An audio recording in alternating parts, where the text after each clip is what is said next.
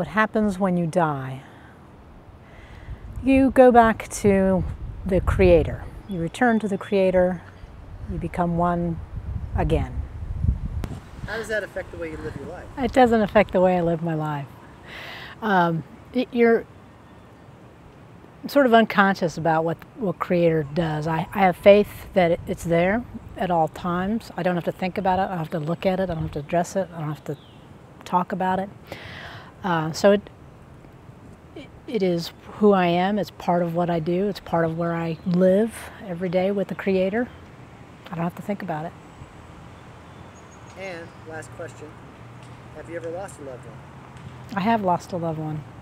I've lost a person that I consider my father growing up, my stepfather. Took his own life. It was very betrayal to, you know, sort of life in general. Tried to take my mom with him, but I was lucky. I still have my mother. I also lost my grandmother. She died of hopefully peacefully, but she had health issues, and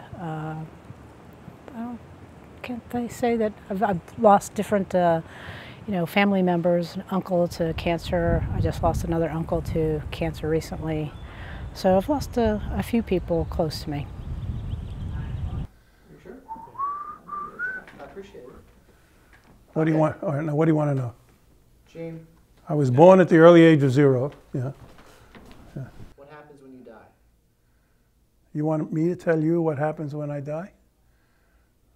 You mean what I anticipate or what I think happens? Well, when you die, everything stops. And you start to rot immediately. And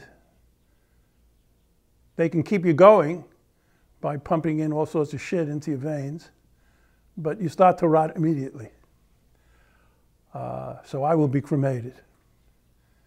Now, being Jewish, when those members of my family who would have cared, because it's not part of the Jewish religion, I was very worried. So I wrote a letter, which I keep. However, all those members were older than I, and they were all gone except for my sister, and she has Alzheimer's, so she wouldn't know any. I just spoke to her, in fact. So when you die, you rot. It's that simple. And that's the way it should be. Yeah. Yeah. So I don't know where, as far as my soul is concerned, oh, I've sold my soul a long time ago, so I don't have one. When you're in this business, the movie business, you've sold your soul when you're about 25. Perfect. If that's how you feel, Yeah. how does that affect how you live your life? I'm not afraid of dying. Everybody, or not everybody, most people I know are afraid of dying. Some people have good spirits about it. I joke about it all the time.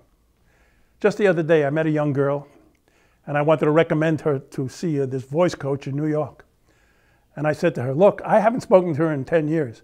So she's my age. She may be dead, you see. I mean, and she said, oh, how could you say that? I said, well, you know, because it's true. She may be dead. I'm not afraid of dying, you know. I've done everything I'm going to do. I'd like to do more, but my kids are self-sufficient reasonably.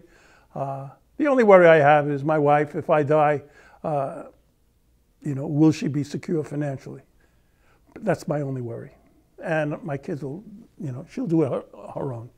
Yeah, she's been self-sufficient all her life, so that's the only worry I have. But as far as death is concerned, absolutely no worry. I'm not afraid of it. You know, I've seen it. I've participated in people's death.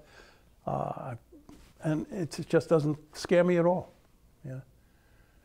So that's it. I'm more afraid of slow death, you know, long illness, but otherwise, I'm not afraid at all.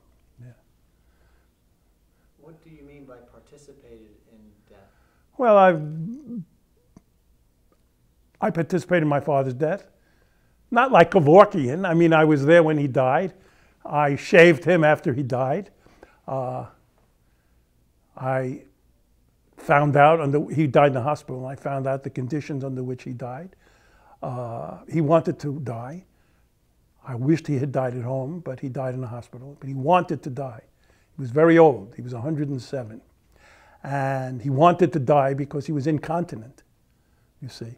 And therefore he decided, so he started to starve himself.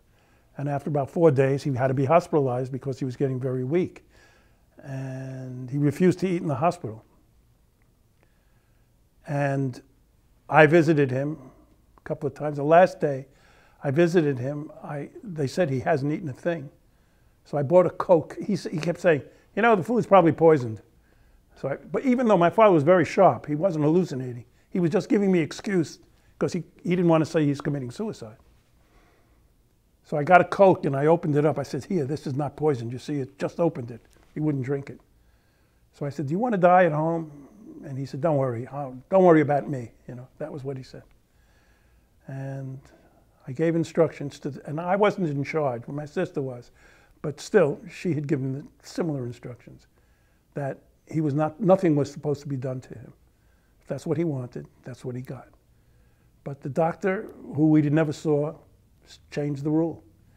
And they strapped him down, tied him down, and they put an intravenous feeding into him. And he was so angry that he was up all night calling for my sister, calling for his housekeeper, it was a woman who cared for him. And in the morning, he saw my sister, and the moment he saw her, he was so angry, he just went. And they said it was a heart attack, but you know, at 107, they forced him to die. I mean, literally in the hospital. But what are you going to do? So that's happened. But I'm not afraid of death, not at all. You know, I don't know of any evidence that says anything else happens to you when you die besides you rot. And I don't mean rot in the bad sense. I mean just you decay. And many thousands of years ago, they realized this, so they put you in the ground. But I suspect at the beginning of time, we did what the animals did. You died, they left you right where you were. You know. And do you ever watch documentaries about animals? And like there's a dead baby, and the mother will circle around the baby for a couple of days, and then gradually she'll walk away. You know, and I think that's all it is. Yeah. I don't believe in funerals. I don't believe in the bullshit where they tell you, oh, she was a great woman, you know, she was a mother, she took care of her children and she supported her. You know, I don't believe in any of that. You know, you die, that's all. And people can have a memory if they want, you know. They can celebrate your life for a little while, then they forget about you. You know, if you get buried, then your children and your children's children have to worry about taking care of your grave. Who's going to mow the lawn?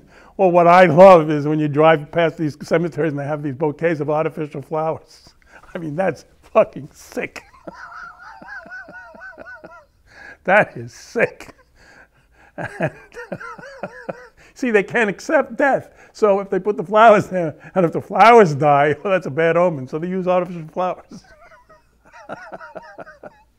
You're absolutely right. That's hilarious. Gene, thank you so much. Okay, is that it? You gave it. I gotta wait 27 years. Now, wouldn't it be funny if I walked out here across the street and got hit by a car? It would not be funny. It would be hilarious. It would be hilarious. You could sell that film to the local news station. Mr. Gorelick spoke about death and he was hit by a car immediately afterwards. Wouldn't that be great news? You wouldn't believe, Larry King says, what we have tonight.